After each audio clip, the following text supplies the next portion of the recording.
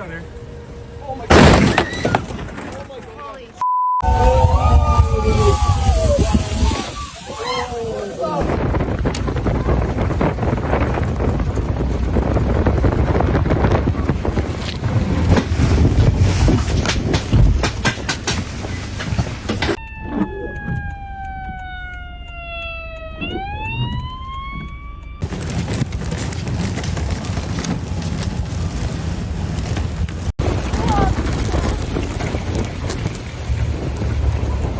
Chaos didn't arrive with an explosion.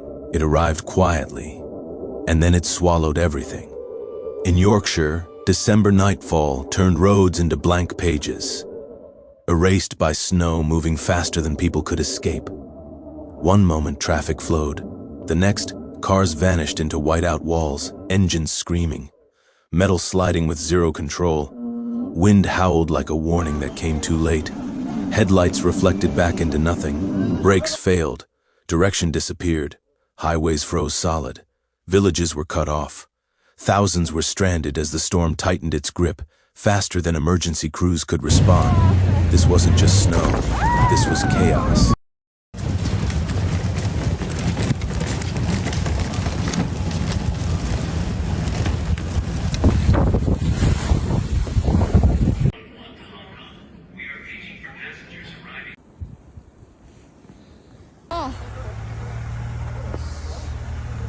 And Yorkshire was trapped inside it.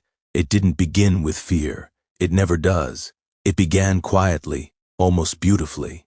Snow drifted down over Yorkshire in soft, harmless flakes, settling on rooftops, fields, and winding country roads like a calm winter postcard. Cars moved normally. Trains ran on schedule. People stepped outside with phones raised, filming what looked like another ordinary December snowfall. Children laughed. Shop lights glowed warm against the cold. No alarms, no panic, no sense that the ground beneath the region was about to disappear. Then the air changed. Temperatures slipped lower, not suddenly, not dramatically, just enough to cross a line most people never notice, the kind of drop that turns snow from decoration into a weapon. Arctic air surged south, colliding with unstable moisture pulled in from the North Sea, feeding the storm like fuel poured onto a quiet fire. Snow thickened, wind strengthened, visibility narrowed. Within hours, Yorkshire was no longer watching winter arrive. It was being swallowed by it. By late afternoon, snowfall intensified at an alarming rate. What had been light flurries became relentless sheets of white, driven sideways by gale-force winds. Roads vanished first. Lane markings disappeared beneath compacting snow. Tire tracks filled in seconds. Drivers slowed, then stopped, unsure where pavement ended and open ground began. The storm was accelerating faster than forecasts had warned. On major routes across North and East Yorkshire, traffic cameras captured the moment control collapsed. Vehicles moving steadily one minute were blind the next, headlights swallowed by whiteout conditions so thick they erased depth, distance, and direction. Drivers slammed brakes that no longer worked. Cars drifted sideways. Lorries jackknifed. Entire lanes froze into place. Some people abandoned their vehicles where they stopped, stepping into knee-deep snow that deepened with every gust. Others remained trapped inside, engines idling until fuel ran low, heat fading as darkness closed in. This was no longer inconvenience. This was isolation. Wind gusts roared across exposed moorland at speeds exceeding 40 to 50 miles per hour, lifting snow into the air and hurling it horizontally like powdered glass. Open stretches of road transformed into featureless white void. DS. Drivers couldn't tell if they were on a highway or drifting toward a ditch. Emergency calls flooded dispatch centers, stranded motorists, blocked ambulances, collisions piling up faster than responders could reach them. Snowplows deployed, but many never made it far. Some stalled, others lost traction on steep grades. Gritting trucks became stuck on the very roads they were meant to save. Crews described plowing sections only to watch them disappear again minutes later under fresh drifts driven back by the wind. As night fell, Yorkshire crossed a threshold. Darkness removed the last visual warnings.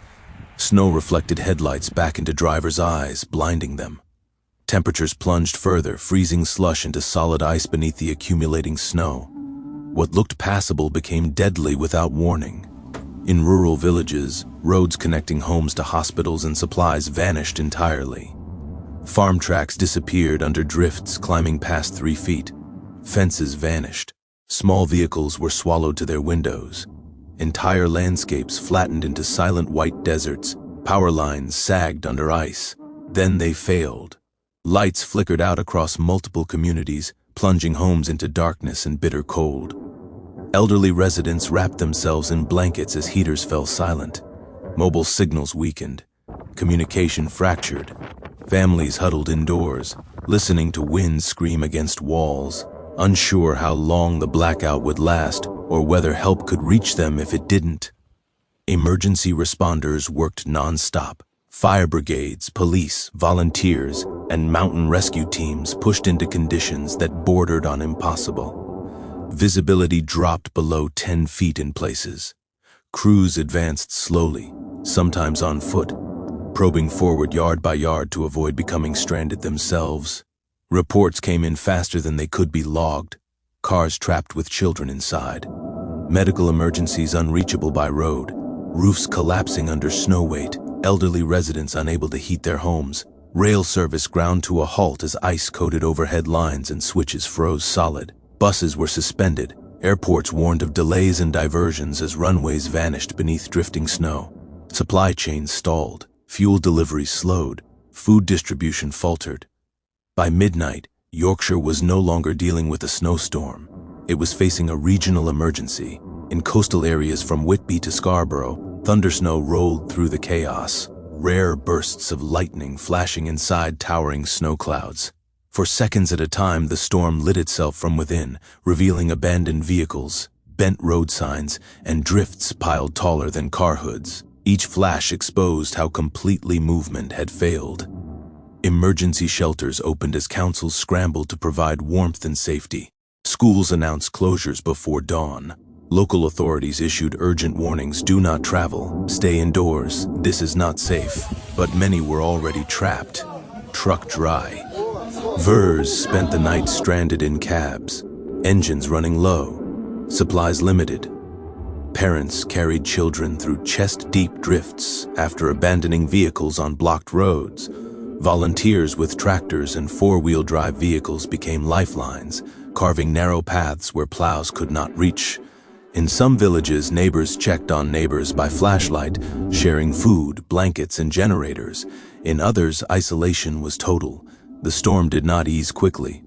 Snow continued to fall through the night and into morning, piling on top of what had already crippled the region. Daylight revealed a transformed Yorkshire. Roads erased, cars frozen in place, entire towns cut off from the outside world. Drifts reached 4 feet in exposed areas.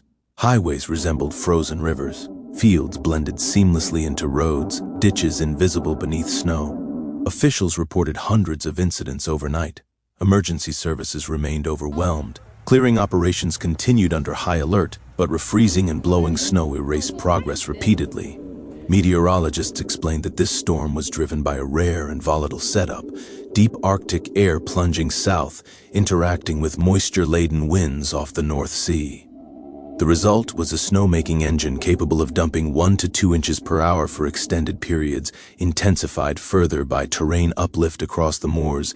It was not just heavy snow, it was sustained, aggressive snowfall paired with relentless wind, and it hit early in the season when infrastructure and public readiness were least prepared. By the second day, the costs became clear. Businesses shuttered, schools remained closed, medical appointments canceled, deliveries delayed, communities isolated. Recovery would take days, not hours. Yet amid the destruction, something else emerged: resilience. Farmers used heavy machinery to rescue stranded drivers. Volunteers delivered food and medication to those unable to leave their homes. Emergency crews worked through exhaustion, returning again and again to roads they had already cleared, knowing they would have to do it all over. Yorkshire endured one of its harshest early-season winter storms in years, a reminder written in snow and silence that winter does not announce its danger with noise or violence. Sometimes it arrives quietly, then it tightens its grip. For those who lived through it, this was not just weather, it was a warning, A warning about how quickly conditions can change, how fragile movement becomes, how thin the line is between normal life and total shutdown. And as the snow finally began to ease, leaving behind buried roads and frozen memories, one truth lingered in the cold air. Winter doesn't need chaos to destroy. It only needs time. And when it takes control, everything stops.